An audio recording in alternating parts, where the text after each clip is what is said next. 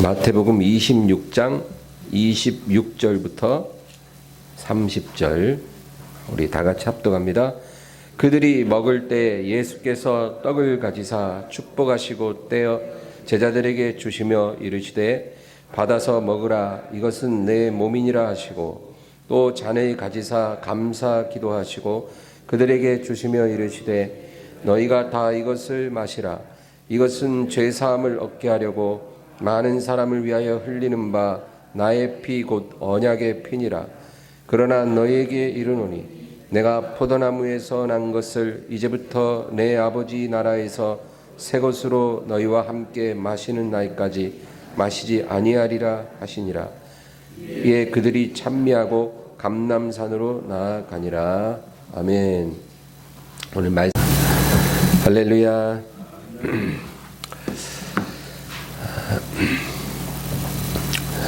예수님 당시에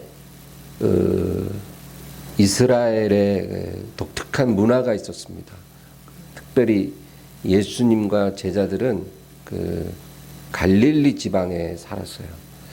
여러분, 이스라엘은 크게 세 영역으로 나뉘어져요. 가장 아래쪽에 유대 지역이 있고 그 위에 사마리아 지역이 있고 그 위에 갈릴리 지역이 있었어요. 그래서 이스라엘은 이렇게 길다란 빵같이 되었는데 가장 아랫부분이 유대, 중간 부분이 사마리아, 가장 윗부분이 갈릴리, 그렇게 세 지방으로 나뉘어져 있었습니다. 그런데 예수님도 제자들도 다 갈릴리 토박이들이었어요. 그런데 이 갈릴리 지방은 독특한 혼인 풍습이 있었다고 합니다. 다른 어느 지역하고도 구별되는 독특한 혼인 풍습이 있는데 그게 뭐냐면 남녀가 이제 약혼을 하잖아요. 약혼식을 딱 하는데 그 약혼식을 한 순간부터 법적인 부부가 되는 거예요. 우리는 약혼을 하면 결혼식 할 때까지 어떤 법적인 그런 의무가 없잖아요. 근데 갈릴리 지방은 그러지 않고 약혼식 그날부터 바로 법적인 부부가 된다는 거예요. 그리고 그 약혼식을 할 때 신랑이 신부에게 포도주를 한 잔 촥 따라주는 거예요. 근데 이 신부가 그 포도주를 받아서 마시면 그 순간부터 부부가 되는 거고, 만약에 그걸 거절하면 그 즉시로 파혼이 된다고 하는 거예요. 그래서 이 갈릴리 사람들의 약혼식을 정혼이라고도 말합니다. 정혼. 그래서 요셉과 마리아가 정혼을 했는데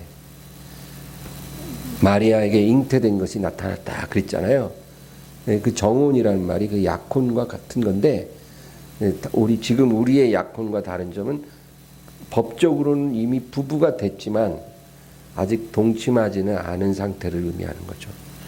그래서 이렇게 약혼식을 딱 하고 나면 그 다음에 이제 신랑은 잠시 신부를 떠나요.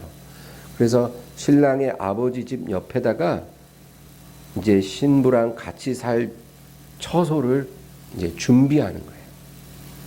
신랑이. 그래서 처소와 준비가 되고 또 신접살림 다 장만을 하고 나면 그 다음에 이제 신랑 자기 아버지한테 말을 해요. Father, I'm ready. 무슨 뜻이냐? 아버지, 이제 준비 다 되었습니다. 그러면 아버지가 너의 신부를 데려와라. 그렇게 허락을 해야만이 신랑이 가서 신부를 데려와 처소에 이제 함께 거하게 된다. 그 얘기예요. 그러니까 재밌죠. 약혼식하고 법적 부부가 됐지만 신랑은 처소를 예비해야 되고, 그리고 아버지한테 다 됐다 그러면 아버지가 너의 신부를 이제 데려와도 좋다 허락을 하면 그때 가서 데리고 온다 그거예요. 그런데 이렇게 준비가 다 돼서 신랑이 아버지한테 얘기를 했을 때 즉시로 허락하는 경우는 거의 드물고, 짧으면 며칠 후에 아버지가 이제 데려와도 좋다, 혹은 길면 몇 달, 몇 년 후에 아버지가 허락하는 경우도 있다는 거예요. 그러면 이 신랑은 준비는 다 끝났는데도 아버지가 데려와라 허락을 안 하면 못 데려오는 거예요. 그런데 언제 허락하냐? 어느 날 갑자기 아버지가 한밤중에 혹은 새벽에 아들을 깨워서 지금 가서 너의 신부를 데려와라 그런다는 거예요. 그러면 그때 이제 아들이 갑자기 일어나서 이제 신부를 데리러 간다는 거예요. 여러분, 우리가 이런 갈릴리 지방의 풍습을 이해하고 나면 성경을 읽을 때 안 보이던 것들이 보이는 거예요.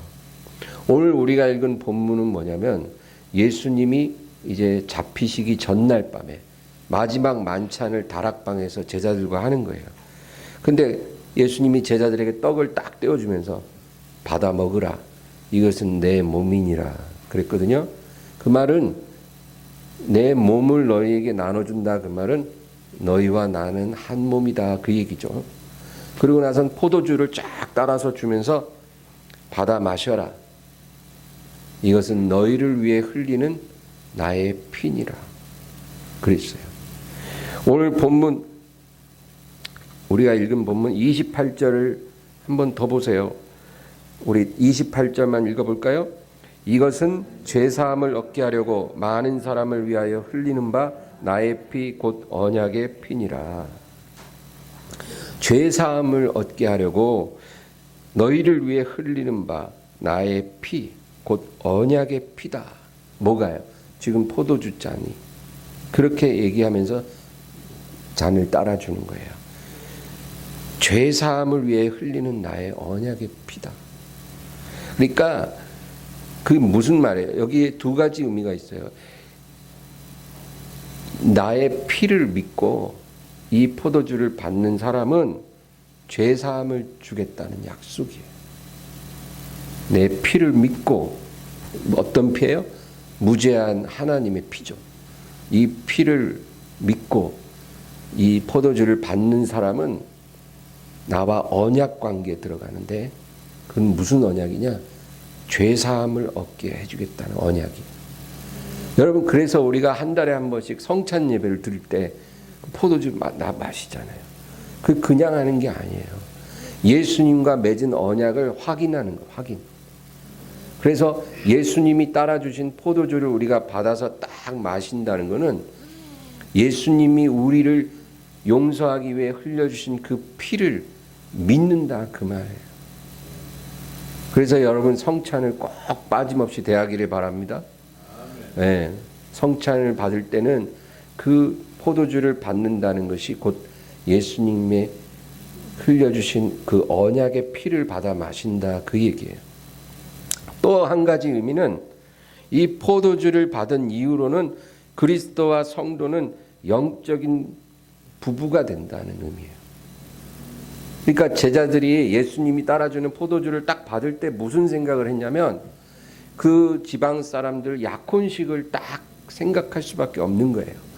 그 약혼식 장면이 오버랩이 되는 거예요.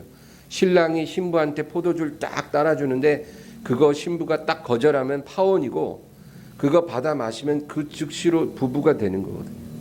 근데 예수님이 포도주잔 딱 따라주면서 너희와 내가 언약을 맺었다 그랬기 때문에 그건 뭐예요? 영적인 부부라 그 얘기죠. 그래서 예수님이 제자들에게 내가 잠시 떠났다가 너희가 거할 처소를 예비한 후에 내가 돌아오리라 그렇게 얘기하셨을 때 제자들은 그 말을 놀랍게 듣지 않았어요. 왜냐하면 약혼식한 부부들은 다 그렇게 하기 때문에.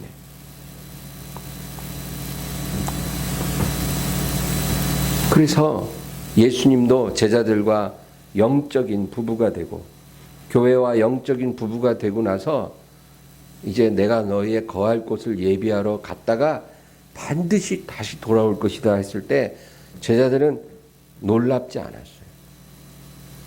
그래서 왜 다시 오냐고 묻는 사람은 없었어요. 언제 오세요? 그걸 물었지. 오시는 건 알겠는데 언제 오세요? 그게 궁금한 거예요. 우리 요한복음 14장 한번 찾아볼까요? 요한복음 14장이에요. 네, 조금만 뒤로 가면 요한복음 14장 1절에서 3절 1절에서 3절 다 같이 읽습니다. 너희는 마음에 근심하지 말라. 하나님을 믿으니 또 나를 믿으라. 내 아버지 집에 거할 곳이 많도다. 그렇지 않으면 너희에게 일렀으리라.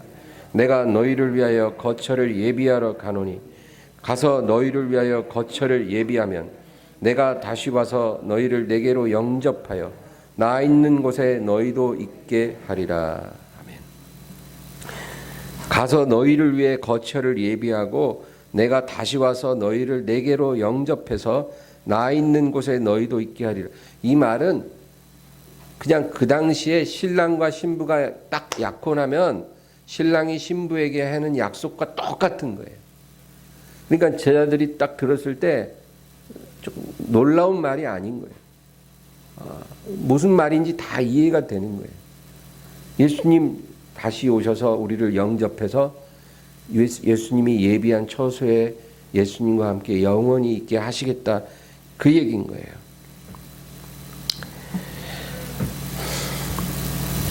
그런데 이 갈릴리 결혼 풍습에서 재밌는 사실은 신랑의 아버지만 그 신부를 데려오는 정확한 날과 때를 알고 있다는 거죠. 신랑의 아버지가 딱 그걸 알고 있어요. 그리고 아들한테 그걸 얘기를 안 해. 그리고 당일날 한밤중 혹은 새벽에 갑자기 아들을 깨워서 지금 가서 너의 신부를 데려와라 하면 신랑이 신부를 데리러 간다는 거예요. 여러분 놀랍지 않아요? 너무나 우리가 낯익은 그 스토리예요. 그래서 신랑이 신부를 이제 데리러 가는데 어떻게 가냐면 신랑의 친구들이 뿔나팔 있죠. 짐승의 그 뿔, 그걸로 이제 나팔로 만들어 부르잖아요. 그 친구들이 뿔나팔을 앞장서서 막 불면서 가는 거예요. 그리고 이제 신랑이 신부가 있는 마을로 가서 그 나팔을 계속 불면 보통 그때가 한밤중 아니면 새벽이라는 거예요. 그러면 이제 그 나팔 소리를 듣고 신부가 놀라 깨가지고 이제 옷을 입고 등불 밝히고 문 앞에 딱 나오면 신랑이 신부 데리고 자기가 예비한 아버지 집 옆으로 싹 데리고 간다. 그게 갈릴리 지방의 결혼의 모습이에요. 그래서 이 약혼한 신부들은 그 신랑이 언제 갑자기 자기를 데리러 올지 모르는 거예요. 언제 자다가 갑자기 나팔 소리가 들릴지 모르기 때문에 항상 긴장하고 있어야 돼요. 그래서 심지어는 이 신부들이 화장도 안 지우고 그리고 드레스도 안 벗고 그냥 입고 잔다는 거예요. 언제 갑자기 자다가 나팔 소리 나면 바로 나가야 되거든. 그냥 아무 준비 안 하고 막 퍼져서 자다가 나팔 소리 막 나면 그때 일어나갖고 막 세수하고 머리 만지고 화장하고 그리고 드레스 어디 갔어 드레스, 그리고 드레스 찾아 입고 등 어디 갔어 등 찾아서 기름 없네 기름 넣어서 불 밝혀서 이걸 다 하려면 뭐 1시간도 걸리니까 그건 안 되는 거거든요. 지금 신랑이 문 앞에 왔다 기다리고 있는데 그제서 다 하려면 안 되니까 그러면 신부의 수치라는 거예요. 그러니까 신부들은 약혼한 신부들은 신랑이 언제 올지 모르니까 아예 준비 다 하고 잠자리에 들어간대요. 그런 여러분 스토리를 알고 성경을 읽으면 뭔가 다르잖아요, 느낌이. 우리 마가복음 13장 한번 찾아볼까요? 마가복음 13장. 조금만 더 앞으로 가서 마가복음 13장 32절부터 37절입니다. 32절부터 37절 우리 다 같이 읽습니다. 그러나 그날과 그때는 아무도 모르나니 하늘에 있는 천사들도 아들도 모르고 아버지만 아시느니라. 주의하라, 깨어 있으라. 그때가 언제인지 알지 못함이라. 가령 사람이 집을 떠나 타국으로 갈 때 그 종들에게 권한을 주어 각각 사물을 맡기며 문지기에게 깨어 있으라 명함과 같으니 그러므로 깨어 있으라. 집주인이 언제 올는지 혹 저물 때일는지 밤중일는지 닭 울 때일는지 새벽일는지 너희가 알지 못함이라. 그가 호련히 와서 너희가 자는 것을 보지 않도록 하라. 깨어 있으라. 내가 너희에게 하는 이 말은 모든 사람에게 하는 말이니라 하시니라. 아멘. 32절에 그날과 그때는 아무도 모르나니 하늘의 천사도 모르고 아들도 모르고 아버지만 아시느니라. 여러분 이 말이 너무 이해가 잘 되죠. 그 결혼 풍습에 똑같은 상황인 거예요. 신랑의 아버지만 알고 있어요. 저는 처음에 이 구절을 읽을 때 참 예수님도 하나님이신데 예수님이 모르는 게 있나? 어떻게 예수님도 모를 수가 있지? 그래서 저는 조금 과장된 말 아닌가. 근데 성경은 문자 그대로예요. 그날과 그때는 천사도 모르고 예수님도 모르고 아버지만 알아요. 그 아버지가 그날을 되면 예수님에게 이제 가서 너의 신부를 데려오라. 그렇게 말씀하시면 그때 이제 천사들이 나팔 불고 예수님이 우리를 데리러 오신다. 그 얘기예요. 그런데 성경은 분명히 천사도 모르고 아들도 모른다 그랬는데 그날과 그때를 안다고 말하는 사람들이 있더라고요. 예수님 몇 년, 몇 월, 며칠, 몇 시에 온다고 그렇게 말하는 사람들이 얼마나 많았어요. 그 웃기잖아요. 예수님도 모르는데 그날은 어떻게 자기들이 알아. 그래갖고 언제 예수님 오신다 그래가지고 막 뭐 흰옷 입고 모여가지고 막 기도하고 그러다가 그날 안 오시면 얼마나 참 너무 창피하잖아요. 그러니까 그런 일들이 자꾸 발생하니까 이제는 성경에 기록된 주님이 다시 오신다는 그 약속에 대한 믿음 자체를 잃어버리게 돼요. 하도 온다 하다가 안 오고 안 오시고 하니까 그 약속을 아예 안 믿는 상황이 되고, 그래서 정말 예수님이 반드시 내가 오리라. 그래서 깨어 있으라. 주의하라. 깨어 있으라. 그때가 언제인지 알지 못함이라 말씀하셨는데 이제 아예 그냥 드레스 다 벗어버리고 깊은 잠에 빠지는 그런 일들이 일어나는 거예요. 약혼한 처녀가 신랑이 언제 올지 모르면 항상 깨어서 기다려야 되는데 안 기다려. 이제 하도 온다 그러고 안 오니까 그냥 깊이 잠들어 버려. 낮에는 그냥 막 아무 남자랑 막 데이트도 하고 그러고 사는 거예요. 그러다 갑자기 나팔 소리 밤중에 확 들리면 이게 무슨 상황이 깜짝 놀라는 거예요. 그때 일어나가지고 드레스 어디 갔어?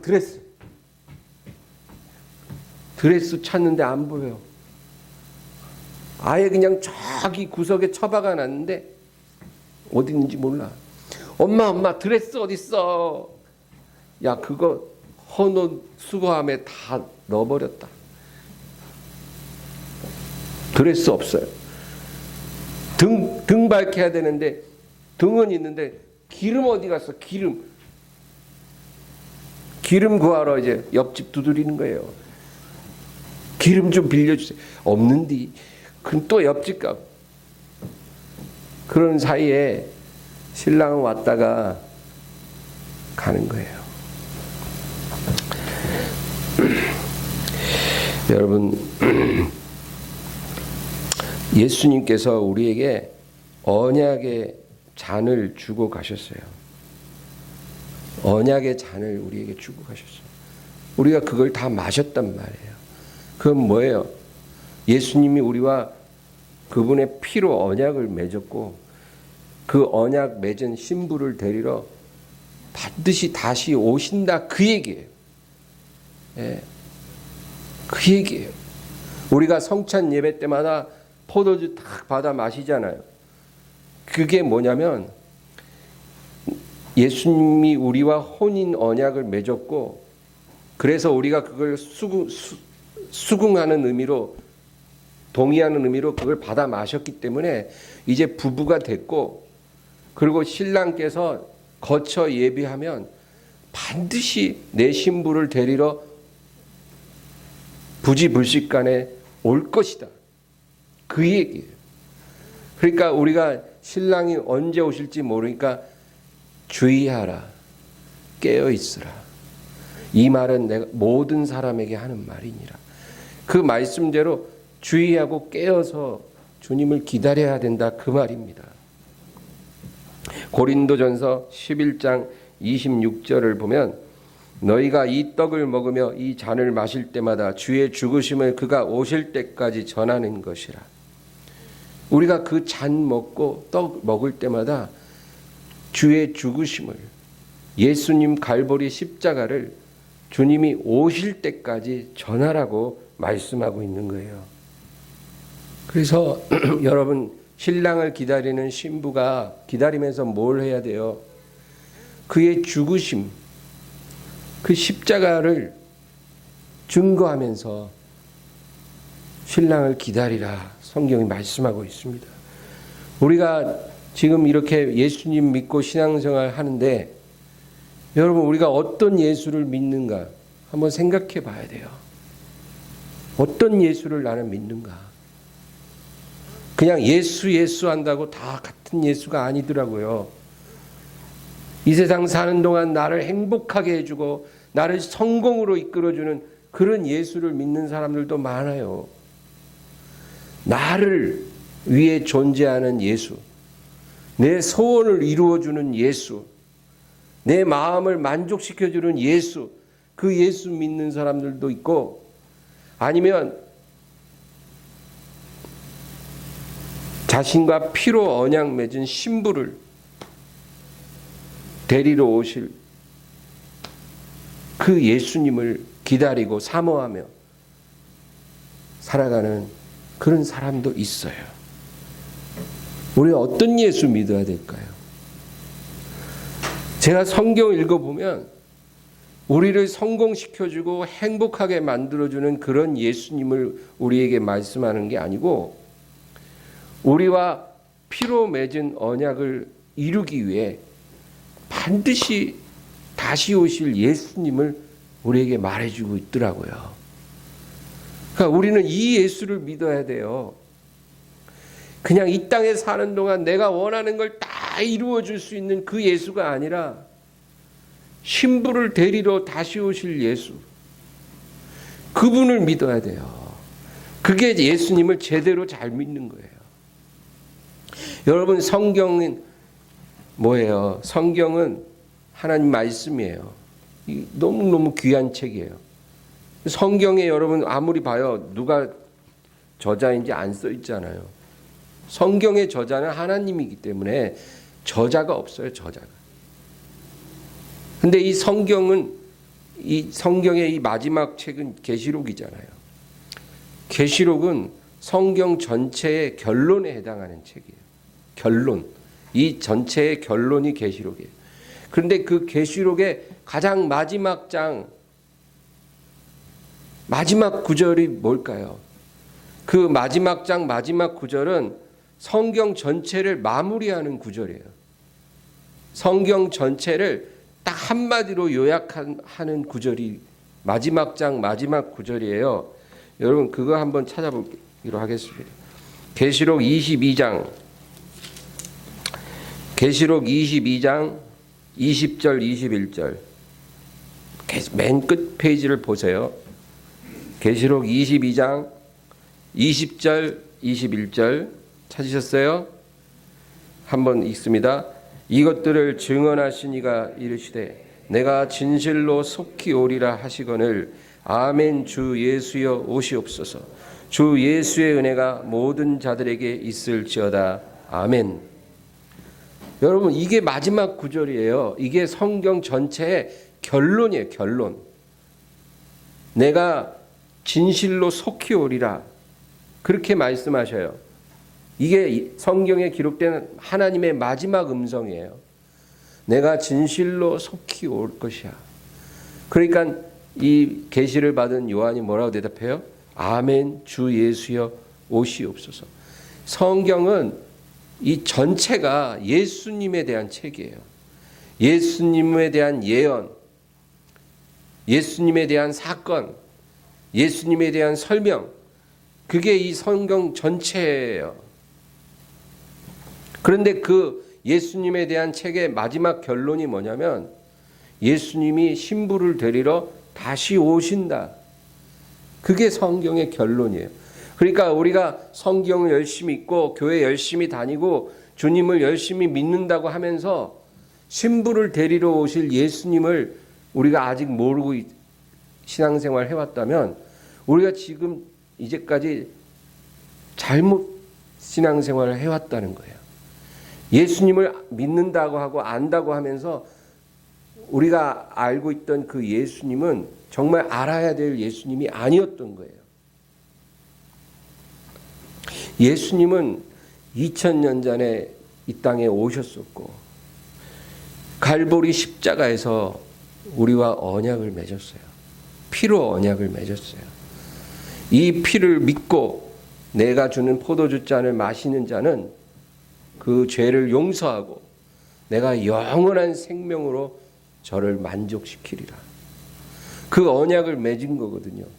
그리고 나서 내가 이 포도주 잔을 받은 내 신부들을 데리러 반드시 다시 올 것이다.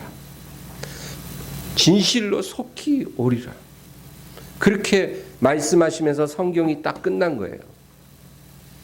그러니까 우리가 예수님을 제대로 믿으려면 다시 오실 예수님을 기다리면서 살아야 돼요. 언제 오실지 관심도 없어.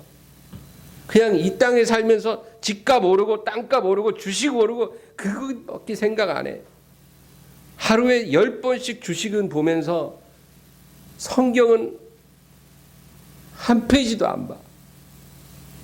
우리가 믿는 사람으로 그렇게 살고 있다면 우리 정말 잘못 살고 있다는 거예요. 여러분 하나님이 우리의 외모만 보겠어요? 우리 중심, 폐부와 심장까지 꿰뚫어 보신다 그러거든요. 우리가 어떤 사람인지 나보다 더 잘 알아요. 그렇기 때문에 우리가 하나님 말씀을 통해서 방향을 바로 잡고 잘못된 거 버리고 하나님 뜻대로 돌이켜 살아야 하는 것입니다. 그러므로 주님께서 우리에게 말씀하시는 것은 내가 반드시 너를 데리러 갈 테니까 그때까지 너는 내 이름을 부끄러워하지 말고 내 이름을 욕되게 하지 말고 내 이름 때문에 받는 박해를 두려워하지 말고 내 이름을 전하라. 그러면서 내가 다시 너를 데리러 올 때까지 기다려라. 그 얘기예요. 여러분 혹시 요즘같이 교회가 막 세상으로부터 엄청난 욕을 받고 있을 때 혹시 예수님 믿는다는 거 부끄럽게 느껴지시나요? 부끄러워하지 마세요.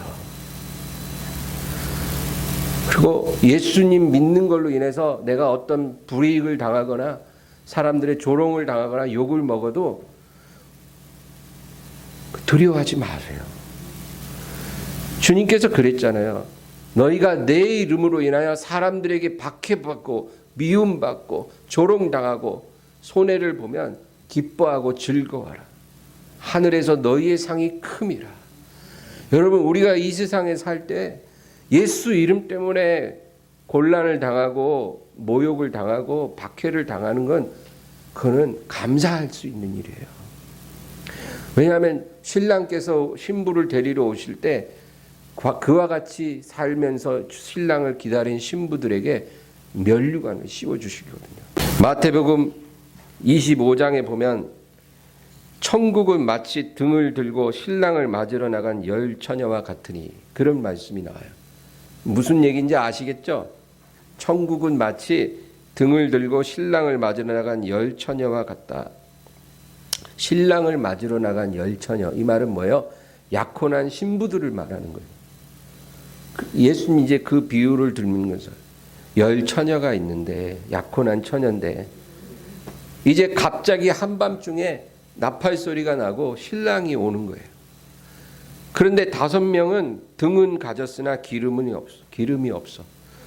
그러니까 무슨, 이게 아무 소용 없는 거예요. 등이 있는데 기름이 없으면 뭔 소용이래요. 기름이 있어야 불을 밝히는데 기름이 없어. 아마 이 처녀들은 기름이 없는지도 모르고 있을 거예요. 그냥 등만 저기 한 구석에 처박아 놓고 기름이 있는지 없는지도 모른 채 그냥 깊은 잠을 자고 있는 거예요. 또 5 처녀는 그릇에 기름을 따로 준비하고 등과 함께 준비하고 있는 거예요. 그런데 신랑이 오는 소리가 나니까 등에 기름을 부어서 불을 밝히고 바로 신랑을 맞으러 나갔고, 기름이 없는 처녀들은 갑자기 기름 찾다가 못 찾으니까 옆집 가갖고 막 두드리고 쿵쾅쿵쾅 막 하면서 난리 법석을 치고 있는 거예요. 그런 사이에 기름 준비했던 처녀들과 신랑이 혼인잔치 자리에 들어가고 문은 닫혔더라. 그래서 나중에 여기 5절 6절을 보면은, 마태복음 25장 5절 6절을 한번 제가 읽어드릴게요. 신랑이 더디 오므로 다 졸며 잘새 밤중에 소리가 나되 보라 신랑이로다 맞으러 나오라 하매. 여기 보면 이 열 처녀가 다 졸고 잤다 그래요. 왜냐하면 예상했던 길이 훨씬 지나도 신랑이 올 기미가 안 보여. 생각보다 늦어진다는 거예요. 그래서 지쳐서 기다리다 지쳐서 다 지금 자고 있었어요. 여러분, 예수님이 인자가 세상에 다시 올 때 믿음을 보겠느냐, 그런 말씀을 했거든요. 왜 그렇게 말씀하셨을까요? 예수님 다시 올 때 믿음을 보겠느냐. 아니, 교회가 얼마나 많고 성도가 얼마나 많은데, 한국 땅에 교회가 6만 개고 성도가 1000만이라잖아요. 그렇게 믿는 사람이 많은데 예수님 오실 때 믿음을 보겠느냐.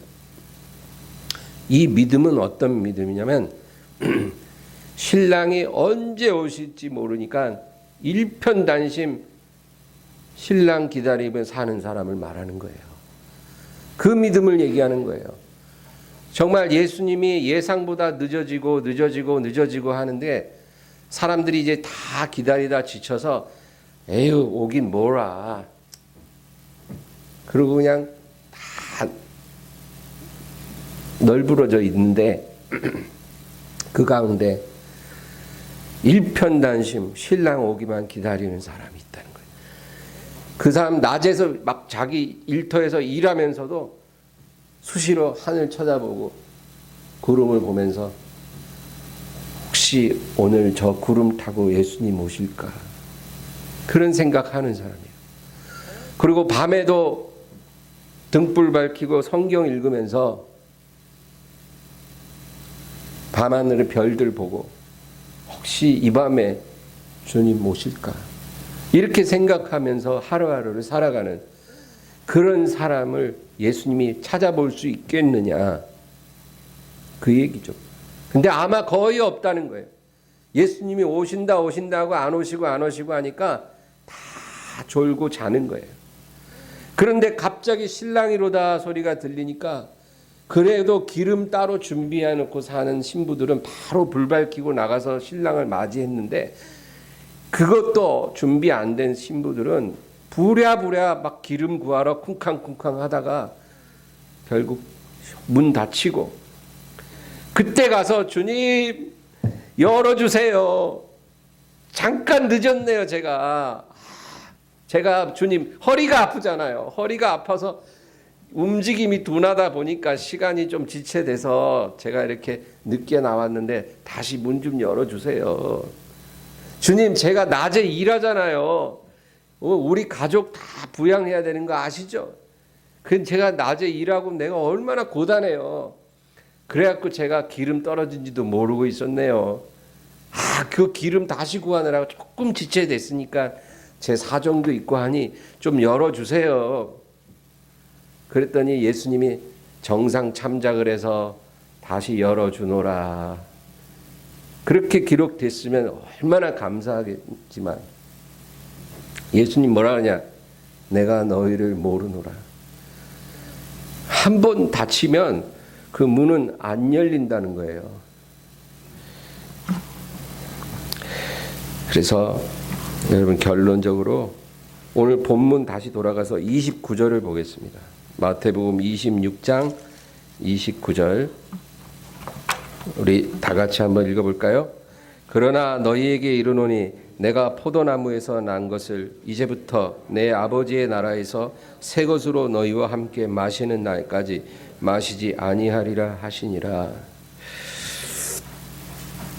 내가 포도나무에서 난 것, 포도주를 이제부터 내 아버지 나라에서 새 것으로 너희와 마시는 날까지 마시지 아니하리라. 이 말은 너희가 잠시 나를 보지 못할 것이다, 그 얘기죠. 그리고 너희가 나를 다시 보게 될 때 그때 내 아버지 나라에서 새 포도주로 너희는 나와 맺은 언약을 확인하게 될 것이다. 여러분, 지금 우리는 예수님과 결혼을 약속한 사이예요. 법적으로는 이미 부부고 신랑께서 잠시 거처를 준비하러 떠나신 상황이에요. 그리고 성경은 그 신랑이 다시 올 것이다, 분명히 약속하고 있어요. 하나님은 거짓말 안 해요. 반드시 오세요. 그러나 혹시 그날이 몇 년, 몇 월, 며칠이라고 누군가 얘기한다면 그것은 거짓말이에요. 그날은 아버지만 아시지 천사도 모르고 아들도 몰라요. 그러나 분명한 건 예수님이 그 언약을 지키기 위해 신부를 데리러 다시 오신다, 그 말이에요. 그래서 우리가 이 신랑 맞을 준비가 되었는가? 예수님 다시 오셔서 새 포도주로 우리와 언약을 확인할 때 우리 그걸 받아 마실 준비가 되었는가? 예수님이 마련한 천국 혼인잔치에 들어가서 예수님과 즐길 수 있는 준비가 되었는가? 우리 매일매일 그것 생각하고 살아야 돼요. 특별히 뭘 해야 하는 게 아니라 내 안에 예수님이 계신가? 내가 그 이름을 기뻐하고 감사하고 사랑하고 살아가고 있는가? 그리고 오늘이라도 저 구름 가운데 예수님이 오실지, 저 별들 가운데 예수님이 오실지 기다리면서 내가 살아가고 있는가? 우리 마음이 그렇다면 여러분, 걱정할 게 하나도 없어요. 우리가 정말로 조심해야 될 거는 이 세상 삶에 너무 깊이 취해서 이 세상에서 우리가 누리고 즐길 그 모든 것들에 우리 마음을 너무 빼앗겨서 예수님이 지금 내 안에 계신지 아닌지도 가물가물하고 예수님이 오늘 밤에라도 오실 수 있는데 전혀 생각하지 못하는 그런 상태로 내가 지금 살아간다면 안 된다는 거예요. 여러분, 우리 주님 오실 때까지 깨어 있기를 주의 이름으로 축원합니다. 기도하겠습니다. 하나님 아버지, 주님을 찬양합니다. 감사합니다. 신랑을 맞이하는 신부가 어떤 모습으로 살아야 할지 오늘 우리가 말씀을 통해서 다시 한번 생각했습니다. 주님, 내가 진실로 속히 오리라. 아멘. 주 예수여 오시옵소서. 이 성경의 가장 중요한 결론을 오늘 저희 다시 한번 새기게 하시고 깨어있게 하여 주시옵소서. 예수님의 이름으로 기도합니다. 아멘. 말씀을 생각하면서 우리 간절히 기도하겠습니다. 주여, 주여, 주여.